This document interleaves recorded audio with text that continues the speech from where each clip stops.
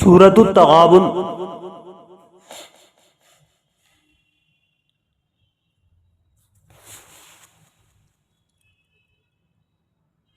دو رکوعات، 18 آیتیں، سورت نمبر 64۔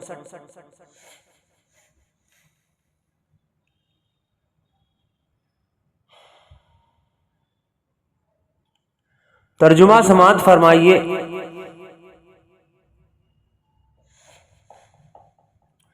بسم اللہ الرحمن الرحیم۔ شروع کرتا ہوں میں اللہ کے نام سے جو بہت رحم کرنے والے اور بے انتہا مہربان ہیں۔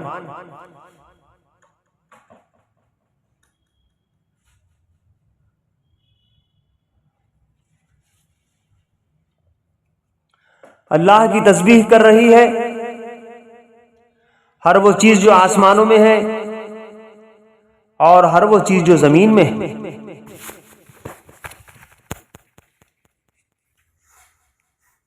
اسی کی بادشاہی ہے اور اسی کے لیے تعریف ہے، اور وہ ہر چیز پر قادر ہے۔ وہی ہے جس نے تم کو پیدا کیا، پھر تم میں سے کوئی کافر ہے اور کوئی مومن، اور اللہ وہ سب کچھ دیکھ رہا ہے جو تم کرتے ہو۔ اس نے زمین اور آسمانوں کو برحق پیدا کیا ہے اور تمہاری صورت بنائی اور بڑی عمدہ بنائی ہے، اور اسی کی طرف آخرکار تمہیں پلٹنا ہے۔ زمین اور آسمانوں کی ہر چیز کا اسے علم ہے، جو کچھ تم چھپاتے ہو اور جو کچھ تم ظاہر کرتے ہو سب اس کو معلوم ہے، اور وہ دلوں کا حال تک جانتا ہے۔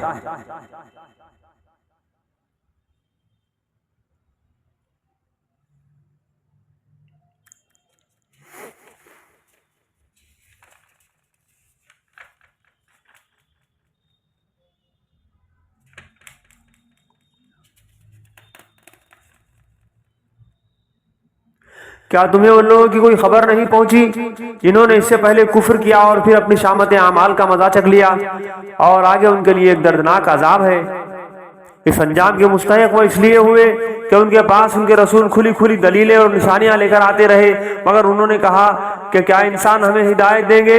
اس طرح انہوں نے ماننے سے انکار کر دیا اور منہ پھیر لیا۔ تب اللہ بھی ان سے بے پرواہ ہو گیا، اور اللہ تو ہے ہی بے نیاز اور اپنی ذات میں آپ محمود۔ منکرین نے بڑے دعوے سے کہا ہے کہ وہ مرنے کے بعد ہرگز دوبارہ نہ اٹھائے جائیں گے۔ ان سے کہو نہیں، میرے رب کی قسم تم ضرور اٹھائے جاؤ گے، پھر ضرور تمہیں بتایا جائے گا کہ تم نے دنیا میں کیا کچھ کیا ہے، اور ایسا کرنا اللہ کے لیے بہت آسان ہے۔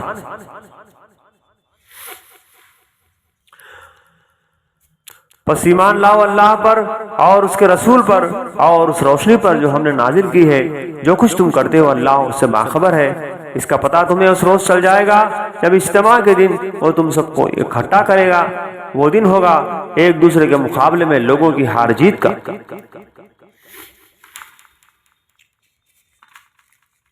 جو اللہ پر ایمان لایا ہے اور نیک عمل کرتا ہے، اللہ اس کے گناہ چھاڑ دے گا اور اسے ایسی جنتوں میں داخل کرے گا جن کے نیچے نہریں بہتی ہوں گی۔ یہ لوگ ہمیشہ ہمیشہ ان میں رہیں گے، یہی بڑی کامیابی ہے۔ اور جن لوگوں نے کفر کیا ہے اور ہماری آیات کو جھٹلایا ہے، وہ دوزخ کے باشندے ہوں گے جس میں وہ ہمیشہ رہیں گے، اور وہ بدترین ٹھکانہ ہے۔ کوئی مصیبت کبھی نہیں آتی مگر اللہ کے اذن ہی سے آتی ہے۔ جو شخص اللہ پر ایمان رکھتا ہو اللہ اس کے دل کو ہدایت بخشتا ہے، اور اللہ کو ہر چیز کا علم ہے۔ اللہ کی اطاعت کرو اور رسول کی اطاعت کرو، لیکن اگر تم اطاعت سے منہ موڑتے ہو تو ہمارے رسول پر صاف صاف حق پہنچا دینے کے سوا کوئی ذمہ داری نہیں ہے۔ اللہ وہ ہے جس کے سوا کوئی خدا نہیں ہے، لہذا ایمان لانے والوں کو اللہ ہی پر بھروسہ رکھنا چاہیے۔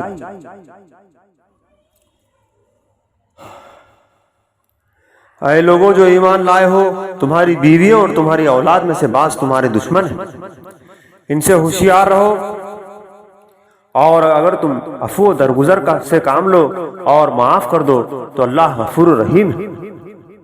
اور اگر تم عفو و درگزر سے کام لو اور معاف کر دو تو اللہ غفور رحیم ہے۔ تمہارے مال اور تمہاری اولاد تو ایک آزمائش ہے اور اللہ ہی ہے جس کے پاس بڑا اجر ہے، لہذا جہاں تک تمہارے بس میں ہو اللہ سے ڈرتے رہو اور سنو اور اطاعت کرو اور اپنے مال خرچ کرو، یہ تمہارے لیے ہی بہتر ہے۔ جو اپنے دل کی تنگی سے محفوظ رہ گئے بس وہی فلاح پانے والے ہیں۔ اگر تم اللہ کو اچھا خرچ دو تو وہ تمہیں کئی گناہ بڑھا کر دے گا۔ اگر تم اللہ کو اچھا خرچ دو تو وہ تمہیں کئی گنا بڑھا کر دے گا اور تمہارے قصوروں سے درگزر فرمائے گا۔